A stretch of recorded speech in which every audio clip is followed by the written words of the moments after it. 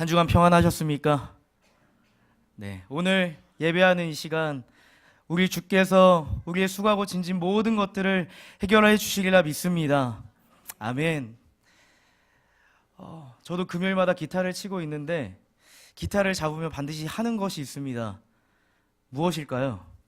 네, 튜닝입니다. 특별히 제가 치는 기타는 깁슨이라는 브랜드고 우리 전종혁 전사님이 치는 브랜드도 깁슨이라는 브랜드인데요. 이게 소리는 좋은데 튜닝이 잘 틀어지는 그런 기타입니다. 항상 조율이 필요하고 연습을 하고 예배 전에 다시 한번 조율을 해야 하는 그러한 특징이 있는 기타거든요. 오늘 이 시간 하나님의 말씀이 우리의 인생을 조율하기를 원합니다. 우리 안에 어그러지고 틀어져 버린 우리의 인생이 예수 그리스도의 그 말씀, 주님의 그 말씀으로 인해서 다시 원튜닝이 되는 그런 귀한 시간이 있기를 간절히 소원합니다. 아멘. 주보에는 튜닝 포인트로 나갔는데요. 사실 설교 제목은 터닝 포인트입니다. 네, 그런데 그렇게 잘 나갔다 싶습니다. 네, 튜닝 포인트가 있는 터닝 포인트가 되기를 소원합니다. 아멘. 여러분, 야곱하면 어떠한 이미지가 떠오르십니까? 주일학교를 잘 나왔다면 야곱하면 떠오르는 이미지들이 있을 것입니다. 야곱하면 일련의 여러 가지 사건들이 있는데요. 어떠한 사건이 떠오르십니까? 야곱은 말이죠, 모태에 있을 때도 내가 먼저 나가려고 형 에서의 발 뒤꿈치를 붙잡고 내가 먼저 나가겠다고 욕심을 부렸던 사람 아닙니까? 그죠? 또한 사냥을 다녀온 우리 에서 형을 바라보면서 이때가 장자권을 빼앗을 수 있는 기회다 싶어서 떡과 팥죽을 가지고 딜을 하지 않습니까? 그죠? 그리고 또 한 가지는 이 아버지 이삭의 축복이 형 에서에게 갈까봐 그 복을 내가 빼앗겠다. 예? 내가 그 복을 받고야 말겠다는 욕심 있는 사람이 야곱입니다.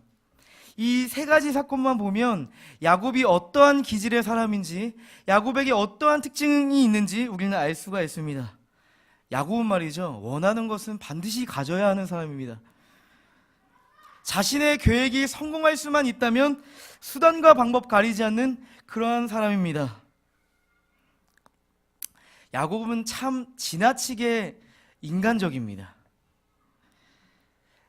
야곱에게서 예수의 향기보다는 세속적인 인간의 냄새가 풀풀 나는 사람입니다. 그런데요, 이상하게도 이 야곱을 보면 우리는 묘한 동질감을 느낍니다. 어떠한 은혜의 인물보다도 그 욕심 많은 야곱을 보면 마치 나를 보는 것 같아서 묘한 동질감을 느낀다는 것이죠. 오늘 본문은 에서가 받아야 할 그 축복을 가로챈 그 복 쟁탈전 이후의 그 사건입니다. 다시 한번 이야기하지만 야곱은 아버지 이삭을 속이고 또한 온몸에 털을 붙여서 에서 코스프레를 하고 축복을 받아보겠습니다. 자, 야곱이 지금 축복을 받았잖아요, 그죠? 그 축복의 결과는 어떠합니까? 축복의 결과는 어떠합니까? 축복의 결과가 사실 축복이 아니에요. 집을 떠나야 해요. 그 이유는요, 성경에 등장하고 있습니다. 한번 창세기 27장 41절 한번 찾아보시죠. 바로 앞장이니까요, 찾기 쉬우실 겁니다. 창세기 27장 41절, 에서의 마음이 나옵니다. 한번 읽어보겠습니다. 시작. 야곱에게 축복한 그 축복으로 말미암아 에서가 야곱을 미워하여 심중에 이르기를 아버지를 곡할 때가 가까웠은즉 내가 내 아우 야곱을 죽이리라. 내가 이 야곱을 내가 죽이겠다. 근데 여기 보시면 좀 독특한 표현이 있어요. 심중에 이르기를, 그러니까 마음속으로 생각한 거예요. 내가 저 야곱, 내 동생 야곱, 내 아버지만 죽으면 쟨 내 손에 죽었다. 딱 이 마음을 먹은 건데 42절 말씀 한번 보실까요? 한번 읽어보도록 하겠습니다. 시작. 맏아들 에서의 이 말이 리브가에게 들리매 이에 사람을 보내어 작은 아들 야곱을 불러 그에게 이르되 내 형 에서가 너를 죽여 그 한을 불려하니. 참 재밌습니다. 심중에 내가 내 동생을 죽이겠다 했는데 어머니 리브가는 그 에서의 심중에 있는 그의 결심을 다 알아챈 거예요. 아마도 성경에서는 구체적으로 말하고 있지 않지만 야곱이 아버지의 축복을 가로챈 이후에 에서에게 느껴지는 그 살기, 그 아우라, 야곱을 죽이겠다라고 하는 그 눈빛, 그의 모든 행동이 리브가에게는 딱 알 수 있을 정도로 느껴졌을 것입니다. 야곱의 이 축복을 받은 결과는 암담해요. 집을 떠나야 해요.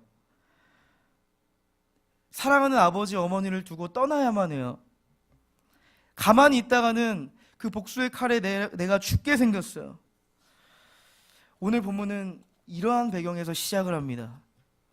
이제 야곱은요, 행복하게 살았던 부엘세바 그 고향을 떠나서 이제 하란이라는 삼촌의 집, 외삼촌의 집으로 향하게 갑니다. 여러분이 야곱이라고 한다면 오늘 특별히 오늘의 말씀은 내가 야곱이라고 생각하시고 들으신다면 큰 은혜가 있을 거라고 생각합니다. 여러분이 야곱이라면 어떠한 마음이시겠습니까? 홀로 떠나야 하는 그 야곱의 마음은 어땠을까요? 이제 혼자 남았습니다. 이제 나도 알지 못하는 그 길을 홀로 외롭게 가야만 합니다. 철저히 고독의 길이 시작된 것입니다. 이 야곱의 이 광야의 길을 보면요, 그의 할아버지 아브라함이 생각납니다. 하나님께서 아브라함을 부르실 때 이렇게 부르시잖아요. 너는 내 고향, 내 아비의 집 갈대아 우르를 떠나 내가 약속한 그 땅으로 가라. 그곳에는 우리의 본거지고 내 고향이고 그곳에만 있으면 내 인생이 보장되는 땅 아닙니까? 그는 족장의 아들이지 않습니까? 근데 하나님께서는 그 땅 버리고 내 언약을 따라서 내 땅으로 가라고, 내가 너에게 줄 땅으로 가라고 하지 않습니까? 하나님께서는 철저히 아브라함을 광야의 자리로 보내셨고, 또한 오늘 이 순간을 보면 하나님께서는 다시 한번 야곱을 광야의 자리로 보내십니다. 또한 하나님께서는 참 광야로 보내시는 걸 좋아하세요. 하나님께서는 하나님 그분께서 사람이 되어서 광야인 이 죄로 물든 땅에 오셨고, 여러분이 잘 아시는 것 같이 예수 그리스도께서 세례 요한에게 세례를 받으시고 그 안에서 삼위일체의 그 현현, 하나님의 그 영광, 지극히 높으신 영광이 나타난 이후에 예수께서 하시는 일은 무엇입니까? 40일 동안의 광야입니다. 특별히 이 광야라는 것은 하나님께서 하나님의 사람들을 다루어 가실 때 반드시 거쳐가야 하는 코스입니다. 이스라엘 백성들 애굽의 종이었다가 출애굽을 했습니다. 구원의 은혜를 경험했습니다. 10가지 재앙으로 하나님의 은혜를 맛보았고 홍해가 갈라지는 놀라운 사건이 그들에게 임했습니다. 그러나 그들은 구원의 은혜가 그 안에 있었지만 여전히 애굽의 그 노예의 근성, 아직도 죄의 그 본성이 남아있어서 하나님께서는 그들에게 40년 동안 광야의 길을 뺑뺑 돌면서 하나님의 사람으로 빚어가시는 그 과정을 만드십니다. 야곱은 지금 그 하나님의 사람으로 빚어져 가야만 하는 그 광야의 길로 들어선 것입니다. 자, 이제 에서를 피해서 길을 나섰고 해가 지기 시작합니다. 이제는 그 내가 거하고 있는 그 들판에서 자연을 벗하며 잠을 잘 수밖에 없는 그런 상황입니다. 밤에 맹수가 와서 나를 물어뜯을 수도 있고 나를 뒤쫓아온 에서가 나를 죽일 수도 있는 그러한 불안감에 빠져있는 야곱을 한번 떠올려 보시길 바랍니다. 이 성경의 표현을 보면 11절 한번 보실까요? 11절 한번 읽어보겠습니다. 시작. 한 곳에 이르러는 해가 진지라 거기서 유숙하려고 그곳에 한 돌을 가져다가 베개로 삼고 거기 누워 자더니. 야곱이 헐레벌떡 뛰어나오느라고 미처 준비가 많이 안 됐을 것입니다. 이제는 내가 있는 그곳에 있는 돌을 베개 삼아서 잠을 자야 합니다. 이제 야곱은 그곳에서 하루를 묵어야 할 참입니다. 이것을 한번 상상해 보시겠어요? 어제 그 축복받기 전만 해도 아버지와 어머니와 도란도란 식사하면서 이야기도 했고 행복했던 그때가 떠오르기도 하고 참 안정감이 있었던 그때가 떠오르기도 할 것입니다. 그 이미지를 생각해보면 정말 쓸쓸하지 않습니까? 돌베개를 베고 홀로 누워있는 그 야곱의 모습을 보면 말이죠. 그런데요, 하나님께서 특별히 광야의 길에 나선 그 야곱의 잠자리 가운데 꿈으로써 하나님께서 나타나십니다. 꿈 가운데 야곱은 하늘 높이 사닥다리가 있고 하나님의 사자들이 오르락내리락 하는 그 모습을 꿈 가운데 보게 되었습니다. 그리고 나서 하나님께서 야곱에게 하시는 말씀, 그 말씀 한번 보도록 하겠습니다. 13, 14, 15절 말씀입니다. 한번 읽어보겠습니다. 시작.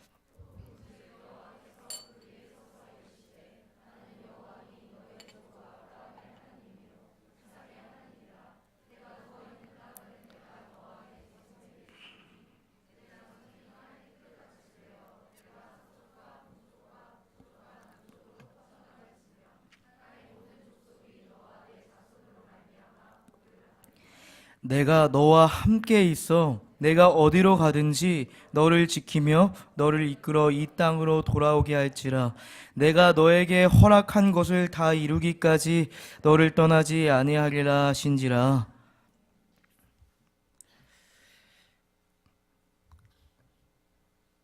야곱 그는 나 혼자 남았다. 내가 가는 그 광야의 길은 나 홀로 가야 하는 길이다. 그렇게 생각할 그 참에 하나님께서 야곱 그에게 하시는 말씀은 무엇입니까? 내가 너와 함께 있다. 내가 너와 함께 있다. 내가 너와 동행하고 있다. 내가 너를 떠나지 않겠다. 그 말씀을 하시는 거예요. 사실 이 말씀은 특별히 야곱에게만 하시는 말씀이 아니라 그의 할아버지 아브라함에게도 하셨던 말씀이며 그의 아버지 이삭에게도 하셨던 말씀입니다. 그 말씀이 동일하게 야곱에게도 임하고 있는 것입니다. 하나님의 선택이 야곱에게 있었던 것이죠. 여러분, 야곱이 과연 하나님의 선택을 받을 만한 그런 사람이라고 생각하십니까? 하나님을 믿고 따른다라고 이야기하기에는 너무나도 그 야곱의 모습이 더럽지 않습니까? 그는 욕심 많고 계산이 빠른 사람입니다. 야곱은 속이는 사람입니다. 아버지와 형을 속였고 궁극적으로는 하나님을 속인 사람이 야곱입니다. 야곱이 과연 하나님의 은혜를 입을 만한 그런 사람이라고 생각하십니까? 결코 아닙니다. 그렇다면 이 자리에 있는 나는 하나님의 은혜를 입을 만한 사람이라고 생각하십니까? 그의 답은 당연히 야곱과 같이 아닙니다. 그런데 하나님께서는 야곱을 선택하시고 하나님의 선택의 범주 안에 들어가지 못하는 우리의 인생을 포기하지 않고 함께 하신다고 말씀하십니다. 하나님께서는 야곱과 같이 욕심 많고 세속적인 인간의 냄새가 풀풀 나는 우리의 삶을 붙잡아 주십니다. 하나님 없이 마음껏 살아보려고 하는 우리의 삶을 여전히 붙들고 계십니다. 야곱에게 사실 그 하나님은요, 그냥 내가 모태신앙으로서 우리 할아버지와 아버지에게 익히 들었던 그런 익숙한 하나님이었을 것입니다. 매 주마다 듣는 설교로 성도들 안에서 이야기 나누는 그 하나님으로 익히 들었던 그런 하나님이었을 것입니다. 그러나 야곱의 삶을 보면 말이죠, 그는 진정으로 하나님을 인격적으로 만나고 그 하나님으로 말미암아 살았던 것이 아니라 그냥 피상적으로 먹이려는 하나님을 알았고 그들의 집안의 관습에 따라서 하나님을 알았지만은 그는 철저하게 하나님을 인격적으로 알지 못했던 인물이었습니다. 지금 이 야곱은 우리 할아버지와 아버지가 말하던 그 하나님이 아니라 그 쓸쓸하고 고독하고 홀로 남겨진 상황 가운데 나의 하나님을 경험한 것입니다. 우리의 공통점이 있다면, 이 자리에 모인 여러분들의 공통점이 있다면 단 한 가지입니다. 그것은 예수 그리스도를 구주로 고백하기 때문에 예수 그리스도를 믿음으로 말미암아 우리가 이 자리에 함께 모여 있습니다. 그 외에 주일에 동일한 시간에 이렇게 동일한 장소에서 모인다는 것은 사실상 불가능한 일입니다. 이 자리에는 모태로부터 신앙을 가지신 분이 있고 최근 들어서 믿음을 가지신 분들도 있습니다. 우리는 수많은 시간 속에서 신앙생활하면서 예수께서 나를 구원하셨다, 주께서 우리를 구원하셨다라는 그 기독교의 핵심 진리를 모두 다 알고 있습니다. 그러나 우리 안에 야곱과 같이 그 익숙함에 젖어서 그 구원의 진리에 대해서 들을 때 아무런 구원의 감격과 기쁨 없이 그 구원을 받아들이고 하나님께 크게 관심이 없는 우리의 모습을 발견합니다. 저는 전혀 그렇지 않은데요. 저는 하나님께 관심이 있습니다. 말하시는 분들도 있을 것입니다. 사실 그것은 우리의 삶을 보면 압니다. 하나님이 과연 내 삶에 영향을 끼치고 있는가? 하나님이 과연 내 삶의 선택과 결정 가운데, 내 삶의 기록 가운데 과연 하나님이 나에게 영향을 끼치고 있는가? 내가 수많은 문제, 어려움에 직면했을 때 그 모든 실마리를 하나님으로부터 얻어서 풀어갈 수 있는 능력이 있는가? 위기의 상황에 처해보면 우리의 신앙의 성적표를 받아볼 수 있습니다. 모든 것이 풍요롭고 모든 것이 문제가 없는 삶에는 신앙에도 믿음의 요구가 필요가 없잖아요. 모든 안정감이 있기 때문에 믿음이 없어도 내 삶에 주어진 풍요로움을 가지고 살 수 있습니다. 그러나 도저히 내 힘으로 풀 수 없고 내가 가진 물질로 풀 수 없고 내가 가진 힘으로 풀 수 없는 그 일에 우리는 하나님께 우리의 믿음을 내어놓고 나아갈 수밖에 없지 않습니까?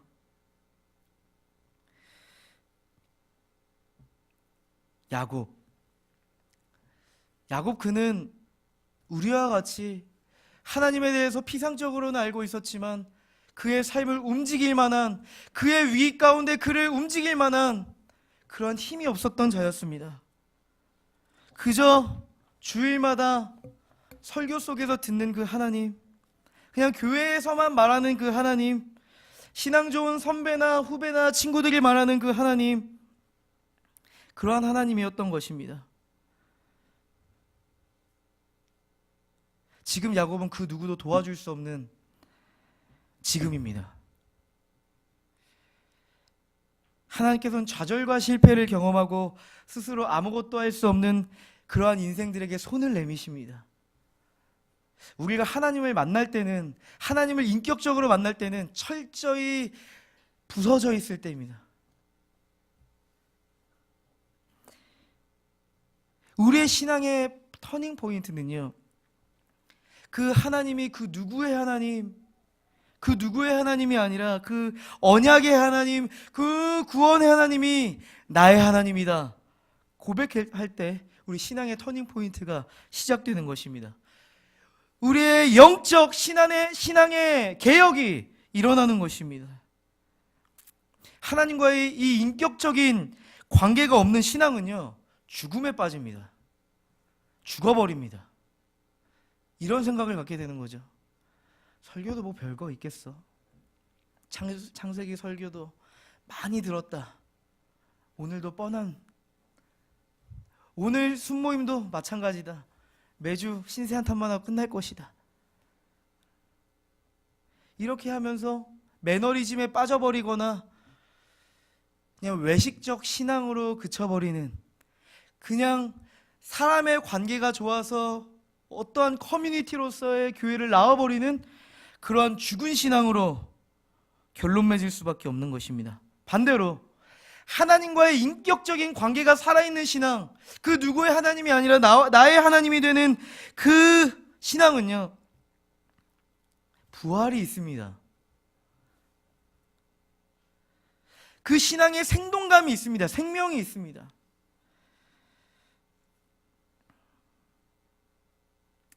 혹시 우리의 신앙이 죽어가고 있다면, 우리의 신앙이 힘을 잃고 무너져가고 있고 뿌리 뽑힐 위기에 있다면 다시 한번 하나님과의 그 인격적인 관계 속으로 들어가시길 소원합니다.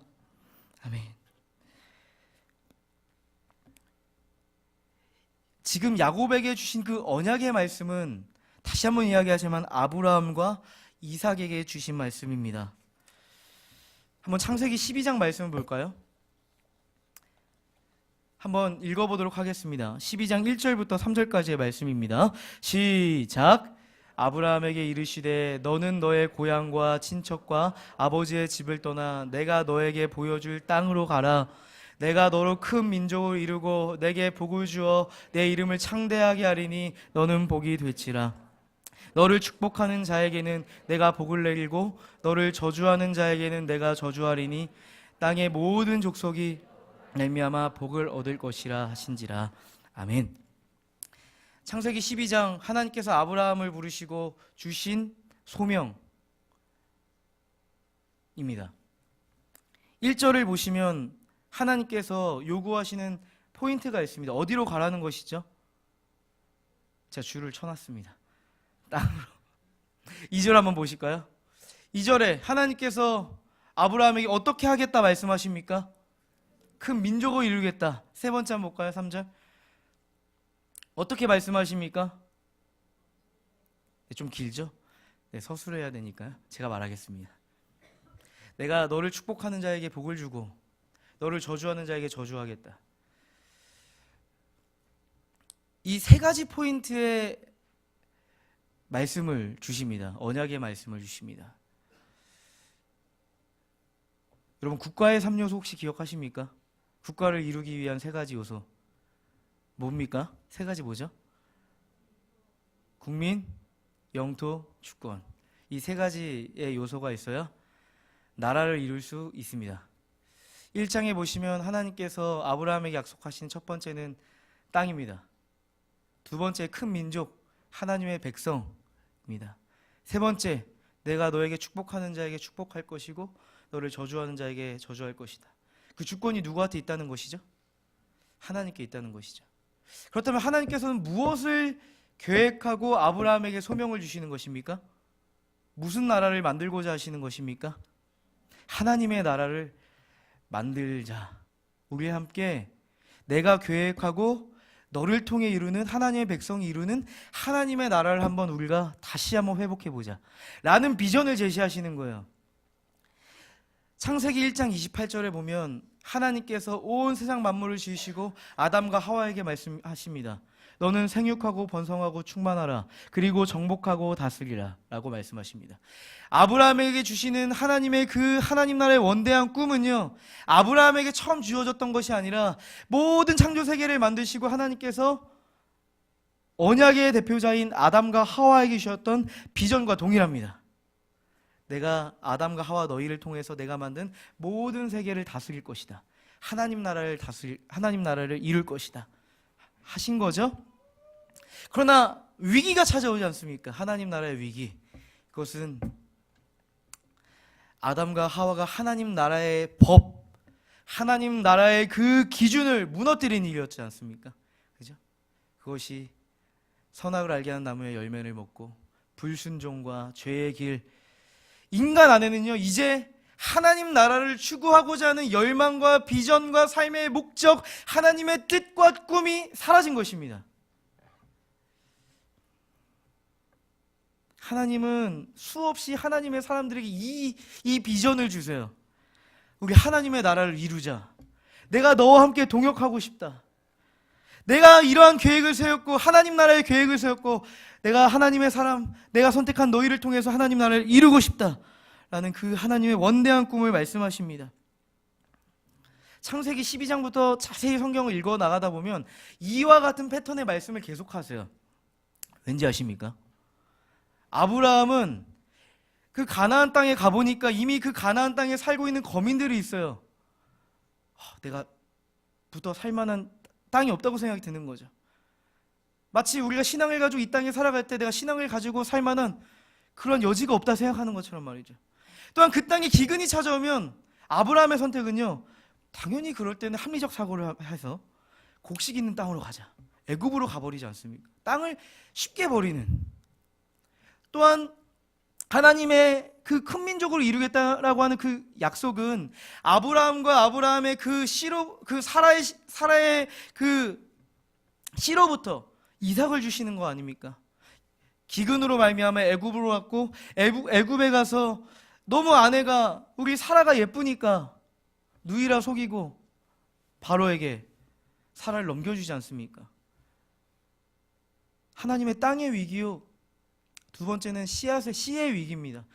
하나님의 민족, 하나님의 백성을 이룰 수 없는 그 위기로 치달아가는 것입니다. 그리고 하나님께서 다시 한번 말씀하십니다. 창세기 13장입니다. 읽어보겠습니다. 시작.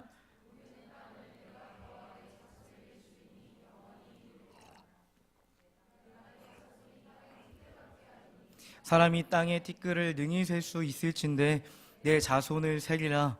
너는 일어나 그 땅을 종과 횡으로 두루 다녀보라. 내가 그것을 너에게 주리라. 하나님의 그 언약은요, 변하지가 않습니다. 하나님의 그 원대한 꿈, 하나님의 나라를 이루고자 하는 하나님의 소망은 변하지 않습니다. 단지 우리가 변할 뿐입니다. 여전히 하나님께서는 아브라함에게 하나님의 땅을 떠나고 사라를 팔아버리는 그 아브라함에게 그 땅을 너에게 줄게, 너의 자손을 내가 약속할게, 내가 약속한 그 모든 것을 내가 이룰 것이라고 말씀하고 있습니다. 또 보실까요? 창세기 26장입니다.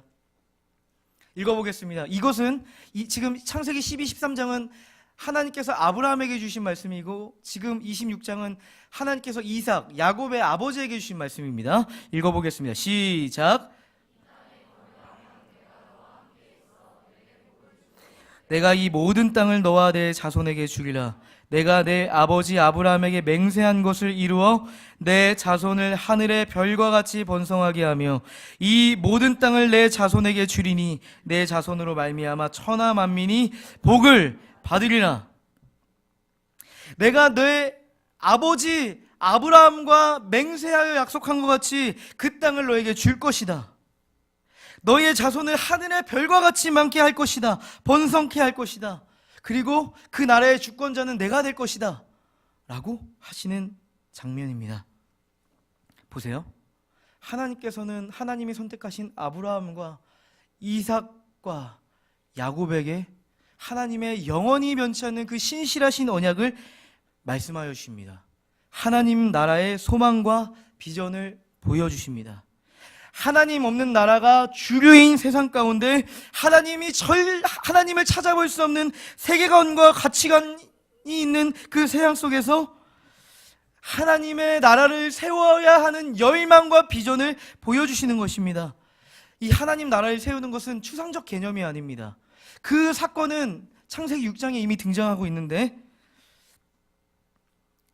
마치 하나님 나라를 세우는 것은 어떤 것과 같냐면요, 마른 땅에서 방주를 짓는 것과 같습니다. 바보 같아 보이는 일입니다. 왜 그 방주를 마른 땅에서 만듭니까? 앞으로 홍수가 일어날 것이라는 확신을 누가 합니까? 세상 사람들이 보기에 노아는 미련한 사람입니다. 그러나 하나님께서는 하나님의 사람 아브라함과 이삭과 야곱에게 하나님 나라의 소망을 품으며 믿음의 방주를 지을 것을 말씀하시는 것이죠. 하나님께서 야곱에게 다시 한번 내가 너에게 언약의 땅을 약속한다. 야곱아, 너의 자손을 통해서 내가 하나님 나라를 이룰 거야. 하나님의 백성들을 내가 만들어 줄 거야. 야곱아, 내가 너의 인생을 책임질 거야. 너의 신앙을 책임질 거야. 이전까지 야곱은 어땠습니까? 이전까지 야곱은요, 하나님의 나라의 소망이 아니라 하나님 없이 야곱의 나라를 만들기 위해서 장자권도 빼앗으려고 했고 그 축복도 모든 것을 가로채려고 했습니다. 내가 장자권을 빼앗으면 내가 아버지의 유산 2배를 물려받을 수 있을 것이란 욕심에 가득 차서 자신의 나라를 일궈보자 했습니다. 그래서 대범한 범죄를 저질렀습니다. 사실 그는 언약의 가문에 있었고 믿음의 가문에 있었고 그는 모태신앙이었지만은 그의 삶에는 하나님의 나라와 소망과 비전을 찾아볼 수가 없었습니다. 야곱의 인생에 있어서 터닝포인트 두 번째는요, 하나님 나라의 소망을 발견한 것입니다. 예수 그리스도의 십자가의 구원이 내 안에 있다 하면서 혹시 내 안에 소망이 없습니까? 그것은 뭔가 어폐가 있는 것입니다. 모순된 것입니다. 하나님께서는 우리에게 다시 한번 하나님 나라의 소망을 주십니다. 하나님께서는 예수 그리스도를 이 땅에 보내셔서 죄와 사망의 권세를 무너뜨리시고 십자가의 은혜로 다시 한번 하나님 그 아들의 나라로 회복시키십니다. 예수 그리스도께서 이 땅에 오신 다음에 하신 말씀 한번 들어볼까요? 마가복음 1장 15절입니다. 읽어보겠습니다. 시작. 이르시되 때가 찼고 하나님의 나라가 가까이 왔으니 회개하고 복음을 믿으라 하시더라. 결국 예수께서 이 땅에 오신 것도 하나님 나라를 회복하기 위함입니다. 그 창세기 3장에서 이루어졌던 죄와 사망의 권세를 무너뜨리고 다시 한번 하나님 나라를 재건하기 위해서 예수께서 이 땅에 오신 것입니다. 골로새서 1장 13절 읽어보도록 하겠습니다. 시작. 읽어보겠습니다. 그가 우리를 흑암의 권세에서 건져내사 그의 사랑의 아들의 나라로 옮기셨으니. 그는 예수 그리스도입니다. 예수 그리스도께서 하나님이 선택하신 백성을 흑암의 권세에서 건져내셔서 그의 사랑의 아들의 나라, 그리스도의 나라, 그리스도께서 통치하시는 나라로 옮기셨다라고 하시는 것입니다. 우리의 신앙의 매너리즘 가운데 있고, 나는 이 정도면 그래도 교회 안에서 수많은 봉사를 하고 있다, 나 주를 위해서 헌신하고 있다, 이것을 뛰어넘어서 우리는 궁극적으로 하나님 나라의 소망을 품어야 합니다. 하나님의 정의와 공의가, 하나님의 그 사랑이 내가 밟고 있는 교회와 가정과 학교와 직장과 사업장 가운데 나타나는 그 하나님 나라의 소망, 하나님이 통치하시는 그 소망이 우리 안에 나타나야 합니다. 이 두 가지, 이 사건이 야곱의 인생을 터닝포인트, 전환점으로 만들었습니다. 지금 이 사건이 있고 나서 야곱은 잠에서 깨어납니다. 여러분, 야곱이 이 사건이 일어나기 전까지 야곱의 두려움은 무엇이었겠습니까? 에서가 나를 죽이지 않을까? 형 에서가 잠자고 있는 도중에도 나에게 해를 가하지 않을까 하는 그런 두려움이죠. 지금 야곱은 하나님을 인격적으로 만났습니다. 그 누군가의 하나님이 아니라 나의 하나님이 되었습니다. 이제는 나의 나라를 부수고 야곱의 나라를 부수고 하나님 나라의 그 소망을 발견했습니다. 그리고 야곱이 한 고백을 한번 볼까요? 16, 17절입니다. 읽어보겠습니다. 시작. 그래서 과연 여기 계시거늘 내가 알지 못하였도다. 이에 두려워하여 이르되 두렵도다. 이곳이여 이것은 다름 아닌 하나님의 집이요 이는 하늘의 문이로다. 야곱이 깨어났습니다. 야곱은 육신적인 잠에서 깨어난 것뿐만 아니라 영적 각성이 되었습니다. 이제 깨어났습니다.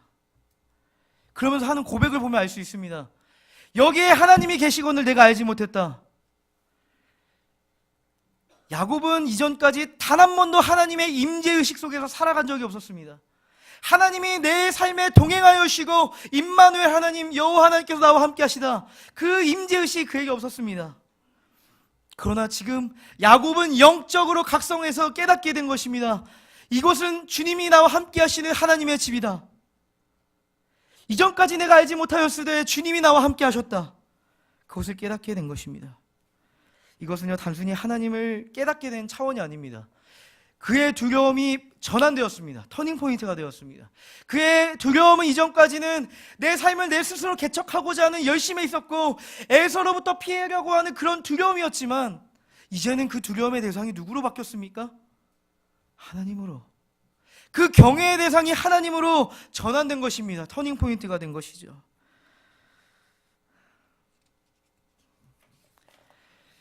그리고 나서 그가 고백합니다. 20절, 21절, 22절입니다. 읽어보겠습니다. 시작. 야곱이 서연하 이르되 하나님이 나와 함께 계셔서 내가 가는 이 길에서 나를 지키시고 먹을 떡과 입을 옷을 주시어 내가 평안히 아버지 집으로 돌아가게 하시오면 여호와께서 나의 하나님이 되실 것이요 내가 기둥으로 세운 이 돌이 하나님의 집이 될 것이요 하나님께서 내게 주신 모든 것에서 10분의 1을 내가 반드시 하나님께 드리겠습니다 하였더라. 야곱의 이 신앙 고백에는요, 삶의 고백이 연결되어 있습니다. 야곱의 그 서원을 종합해 보면 이것입니다. 주님, 날 책임져 주세요. 이제 제 힘대로, 내 뜻대로, 내 계획을 이루기 위해서라면 수단과 방법을 가리지 않던 내 모습 다 버리고 이제 주님을 신뢰하고 주님께 전적으로 위택해서 내가 살겠습니다. 내 인생을 책임져 주세요. 그리고 또 한 가지가 있는데 10분의 1을 하나님께 드리겠다고 합니다. 지금 야곱은요, 단순하게 11조를 앞으로 내겠다라는 서원을 한 게 아니에요. 사실요, 우리가 내는 헌금 11조라든지 뭐 감사 헌금에 여러 가지가 있지 않습니까? 우리가 헌금을 내는 이 행위는요, 신앙 고백입니다. 사실 10분의 10 전부가 하나님의 것이잖아요. 그죠? 우리의 인생의 전부가 하나님의 것이잖아요. 그 중에서 특별히 10분의 1을 떼어서 내 삶이 나의 것이 아니라 내 노력에 의해서 발생된 것이 아니라 하나님께서 나를 지켜 보호하여 주시고 일용할 양식으로 나를 먹여주심으로 말미암아 내가 주 앞에 10분의 1이라도 내가 드릴 수 있다면 드리겠습니다. 이 신앙 고백이잖아요. 지금 야곱이 뭘 고백하고 있는지 아세요? 내 삶은 이제 내 것이 아니라 주님의 것입니다. 야곱은 지금 하나님께 모든 것을 내어 맡기고 있습니다. 야곱은 실존적으로 깨달은 거예요. 내 뜻을 이루려고 가족도 속이고 하나님까지 속였던 그의 인생은요, 그 결과를 이제 알게 된 거예요. 난 홀로 남았고 나는 내 스스로 내 인생을 개척할 수 없구나. 내가 만든 그 나라는 무너질 수밖에 없구나. 그 실존을 깨달을 수밖에 없는 것입니다. 야곱은 지금 완전히 터닝포인트, 그 인생의 전환점을 맞이했습니다.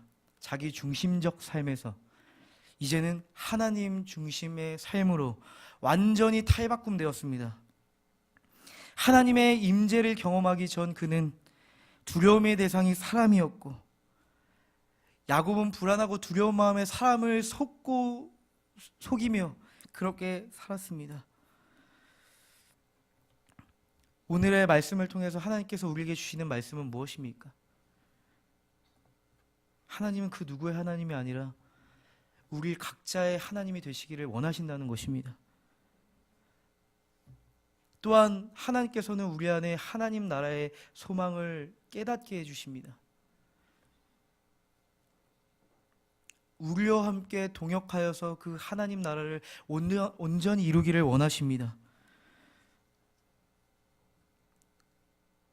사실요, 성경에서 이스라엘 백성들에게 가장 금지하고 있는 것은요, 예상 외입니다.